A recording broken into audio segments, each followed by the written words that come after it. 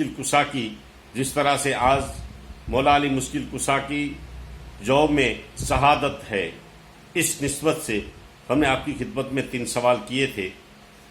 तीनों सवाल इस तरह से है। पहला सवाल, इस्लाम कबूल करने वाला वो छोटा बच्चा कौन है जिनके टुकड़ों पे पूरी कायनात पलती है। दूसरा सवाल, शाम मुल्क दमिश्क की सरजमी पे वो महान हस्ती कौन है जिसने राजा की आंखें वुजू खाने की पानी की नाली से निकाल के दी। तीसरा सवाल, कच्छ की सरजमी पे वो महान वली कामिल कौन है जिसने दुनिया से पर्दा कर जाने के बाद 20 दिन या 1 महीने के बाद फतवे का जवाब दिया था, और फतवे का जवाब तो दिया लेकिन उस फतवे पे अपना सिग्नेचर साइन करके भी दी। ऐसी महान हस्ती जिस तरह से हमने आपकी खिदमत में ये 3 सवाल किए थे। पहला सवाल, इस्लाम कबूल करने वाला वो छोटा बच्चा कौन है जिनका नाम है मौला अली मुश्किल कुशा रदी अल्लाह ताला अन्हु, जिनके टुकड़ों पे पूरी कायनात पलती है और इनका कुंबा, इनका घराना आज भी पूरी दुनिया पे आले रसूल का घराना है। जो हसन हुसैनी का घराना है वो मौला अली मुश्किल कुशा का घराना है। जिस तरह से एक लाइन में मैं आपको बताता चलूं, मौला अली मुश्किल कुशा के साहबजादे इमाम हुसैन रदी अल्लाह तआला अन्हु, इनके साहबजादे इमाम जैनुल आबिदीन, इनके साहबजादे इमाम बाकर, इनके साहबजादे इमाम जाफर सादिक, इनके साहबजादे इमाम काजी मूसा, इनके साहबजादे इमाम इद्रीस, इनके साहबजादे इमाम इब्राहिम, इनके साहबजादे ख्वाजा अब्दुल अजीज, इनके साहबजादे ख्वाजा नजमुद्दीन, इनके साहबजादे ख्वाजा अहमद हुसैन, इनके साहबजादे ख्वाजा कमालुद्दीन, इनके साहबजादे ख्वाजा गियासुद्दीन, और इनके साहबजादे अताए रसूल ख्वाजाए ख्वाजगा ख्वाजा गरीब नवाज मोहिनुद्दीन चिश्ती हसन संजरी रहमतुल्लाह अलैह, जो हिंदुस्तान के बादशाह अताए रसूल अजमेर की नगरी में आराम करते हैं। वो सिलसिला ता कयामत तक आले रसूल का सिलसिला, इंशाअल्लाह हसन हुसैनी का सिलसिला ता कयामत तक इंशाअल्लाह जारी रहेगा और उनके टुकड़ों पे पूरी कायनात ता कयामत तक इंशाअल्लाह खाती रहेगी। यह है मौला अली मुश्किल कुशा रदी अल्लाह तआला अन्हु, जिसकी निस्बत से हमने आपकी खिदमत में सवालात किए थे। इसका ये जवाब है पहला जवाब। दूसरा जवाब, वो महान हस्ती है दमिश्क की सरजमीन पे गाजी सलाउद्दीन अय्यूबी रहमतुल्लाह अलैह, जिसने राजा की आंखें वुजू खाने की पानी की नाली से निकाल के दी थी। किस तरह? एक मर्तबा वहां का जो राजा है उसने अपने सिपे सालार से कह के भेजा, जाओ सलाउद्दीन को कहो ये एरिया छोड़ दे वरना जंग के लिए तैयार हो जाए। जब वो सिपे सालार ढूंढता हुआ उसको पता चला कि सलाउद्दीन मस्जिद में है, तो वो सिपे सालार जब मस्जिद में आता है तो सलाउद्दीन अय्यूबी सरकार उस वुजू खाने की जो पानी की नाली है उसको साफ कर रहे थे। तब उस सिपे सालार ने कहा, सरकार राजा ने आपके लिए एक संदेशा भेजा है और कह के भेजा है आप ये एरिया छोड़ दीजिए वरना जंग के लिए तैयार हो जाइए। गाजी सलाउद्दीन अय्यूबी सरकार ने इतना जलाल आ गया कि जो वुजू खाने की पानी की नाली थी उसको साफ कर रहे थे, जिस तरह से उसमें हाथ थे उसी हाथों से राजा की आंखें निकाल के उस सिपे सालार को दी, उस वजीर को दी और वजीर को कहा जाओ तुम्हारे राजा को ये आंखें दे दे। और राजा को कहो तुम्हें जंग करनी है या तुम्हारी आंखें चाहिए। वो दौड़ता हुआ कूदता हुआ वहां से निकल के राजा के दरबार में आया तो राजा परेशान था, अपनी आंखें नहीं थी, नाबीना हो चुका था। तब वो सिपह सालार ने कहा, ए राजा, तुम्हारी आंखें तो मेरे पास है, क्योंकि सलाउद्दीन अयूबी सरकार ने उस वजू खाने की नाली से तुम्हारी आंखें निकाल के दी है और कह के भेजा है तुम्हें जंग करनी है या तुम्हारी आंखें चाहिए। वो राजा हैरान परेशान होके सलाउद्दीन अयूबी को दरबार में बुलाया और कहने लगा, मुझे माफ कर दो, जितनी गलतियां मेरी हुई, मैं गुनहगार हूं, मुझे माफ कर दो, ऐसा आइंदा कभी नहीं होगा। सलाउद्दीन अयूबी सरकार ने उसकी आंखें वापिस दे दी। वो है महान हस्ती जिसको कहा जाता है फातेह बैतुल मुकद्दस। हाँ, बैतुल मुकद्दस पर जंग हुई थी। उस जंग में सलाउद्दीन अयूबी सरकार को फतेह मिली थी। तो ये उनकी शान, ये मर्तबा है। आज भी दमिश्क की सरजमीन पे जहां आका हुसैन का खेमा, जहां आका हुसैन का लश्कर जहां लेके आए थे, वो है दमिश्क। उसी दमिश्क की जामा मस्जिद के पास उनका मुकद्दस दरबार है। और सलाउद्दीन अयूबी सरकार तो वो महान हस्ती है कि सिपह सालार भी हुए, राजा भी हुए और महान वली कामिल भी बन गए। ऐसी महान हस्ती दमिश्क की जामा मस्जिद के पास आराम करते हैं। और हमारा तीसरा सवाल जिस तरह से हमने आपकी खिदमत में पेश किया है, उसका जवाब ये है, कच्छ की सरजमीन पे वो महान वली कामिल कौन है जिसने दुनिया से पर्दा कर जाने के बाद, कब्र में सो जाने के बाद एक फतवे का जवाब दिया था। और जवाब भी इस तरह से 15, 20 या 1 महीने के बाद अपनी कब्र से बाहर निकल के एक फतवे का जवाब दिया था। ये मामला इस तरह से था।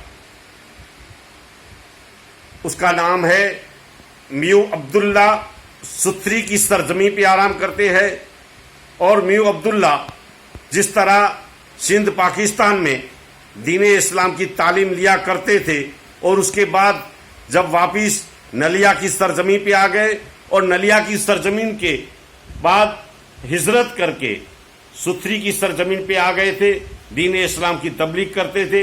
इस दौरान मियां अब्दुल्ला दुनिया से चल बसे और इनको कब्र में दफन किया गया। एक तालाब है, उस तालाब के पास वहां करबस्तान है, उसी करबस्तान के बीच में मियां अब्दुल्ला को दफन किया गया।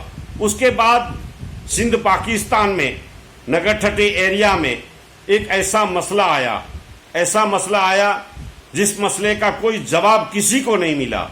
उस जमाने में 300 उलमाए कराम सिंध पाकिस्तान की सरजमीन पे थे, लेकिन किसी के पास इस मसले का जवाब नहीं था। तब चंद लोगों ने समझदारी दिखाई और कहा, जाओ कच्छ की सरजमीन पे मियां अब्दुल्ला है, उसके पास जाओ, वहां इस मसले का जवाब मिल जाएगा। उनमें से 4 लोग बड़े बड़े आलिम थे। वो कच्छ की सरजमीन दरिया मार्ग से कच्छ की सरजमीन पे आए, जहां मियां अब्दुल्ला सुथरी की सरजमीन पे थे।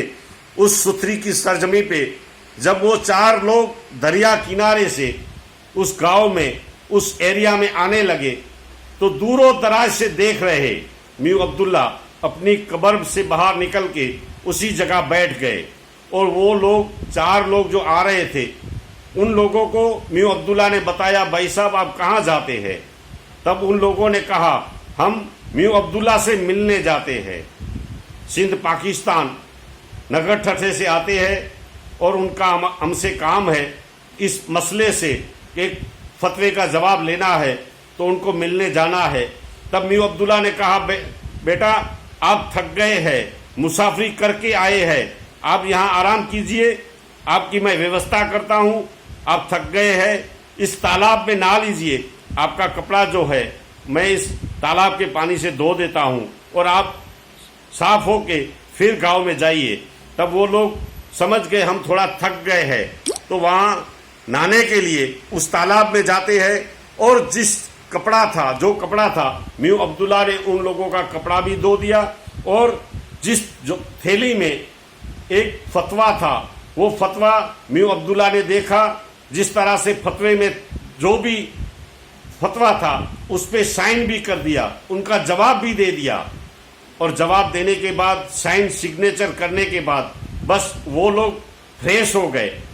उसके बाद मियां अब्दुल्ला ने कहा, भाई अब तुम फ्रेश हो गए हो, अब तुम जाओ गांव में मियां अब्दुल्ला को ढूंढने के लिए।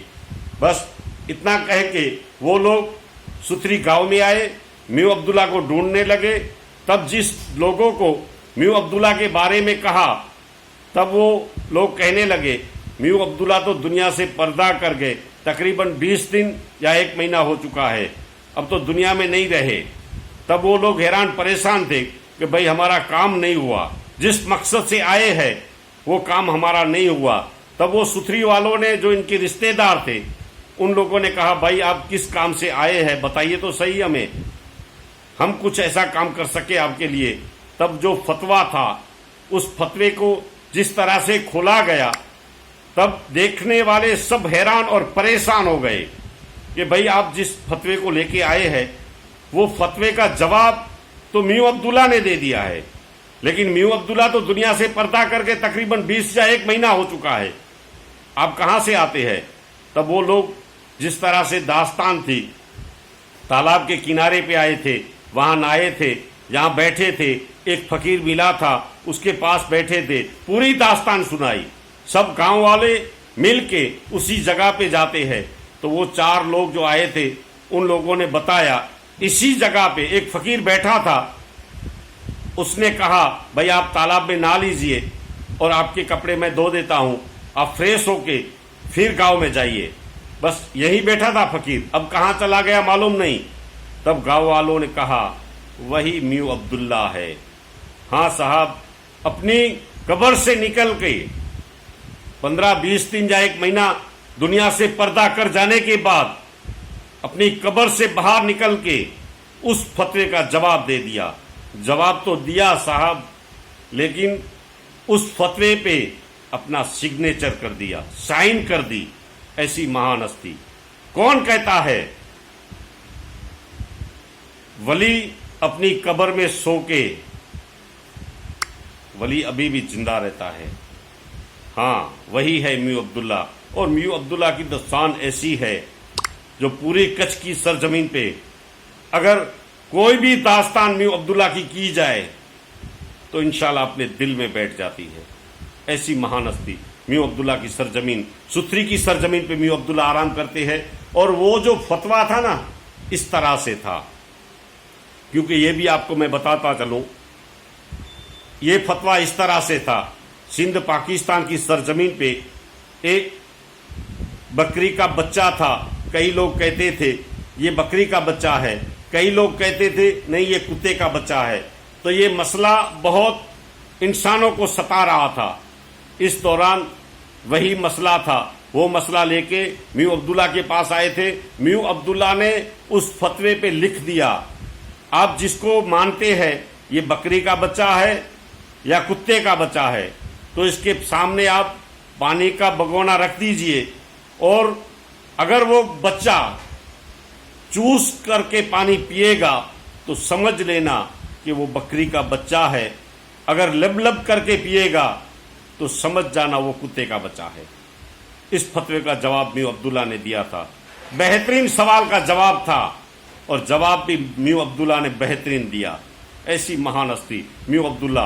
और मियां अब्दुल्ला कच्छ की सरजमीन पे ऐसी महान हस्ती है जिनकी तोहारी ब्रिटिश की म्यूजियम में आज भी बहुत सारी किताबें वहां है। ऐसी महान हस्ती है मियां अब्दुल्ला। एक एक शब्द अगर मियां अब्दुल्ला के बारे में कहा जाए तो मियां अब्दुल्ला रुआटी खड़ी कर देता है। ऐसी महान हस्ती कच्छ की सरजमीन पे। और 300 साल पहले ऐसे आलिम भी थे जो कच्छ की सरजमीन पे पूरे कच्छ में दीन इस्लाम की इस तरह से तबलीग की थी। ऐसी महान हस्ती। ये हमारे 3 सवाल आपकी खिदमत में जिस तरह से हमने पेश किए, इसका ये जवाब है। हाँ, हमारा ये प्रोग्राम आज 21 रोजा 21 इफ्तारी हो चुकी है। इंशाअल्लाह कल होगी 22वीं सहरी, तब इंशाअल्लाह आपकी खिदमत में इसी तरह से बढ़िया सवाल लेके आएंगे। और आपको ये प्रोग्राम कैसा लगता है, क्योंकि आहिस्ता आहिस्ता 27 रोजे तक हमारा ये काम है, लेकिन आपकी प्यार मोहब्बत की वजह से आप कहते हैं नहीं अनवर भाई ये लगातार प्रोग्राम चलना चाहिए। ऐसा नहीं है। इंशाअल्लाह हम 12 महीने में 4 मरतबा ऐसे प्रोग्राम लेके आएंगे। ईद मिलादुन नबी का जब महीना आएगा, पहली रबीउल नूर से 12 रबीउल नूर तक, 11वीं शरीफ, पहली 11वीं शरीफ से 11वीं शरीफ तक, और माह मुहर्रम का जो महीना आएगा 1 मुहर्रम से 10 मुहर्रम तक, इंशाअल्लाह आपकी मोहब्बत, आपका प्यार जिस तरह से मुझे मिलता है उसी तरह से इंशाअल्लाह आपकी खिदमत में बड़े से बड़ा प्रोग्राम लेके आएंगे।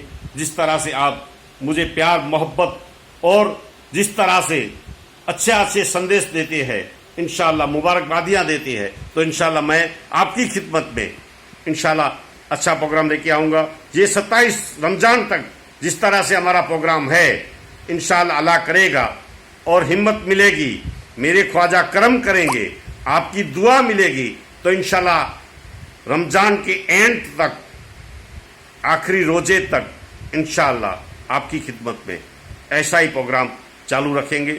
आपकी मोहब्बत जिस तरह से मुझे मिलती है, दीजिए इजाजत, सुबह शहरी तक मैं आपका मेजबान अनवर हुसैन खलीफा।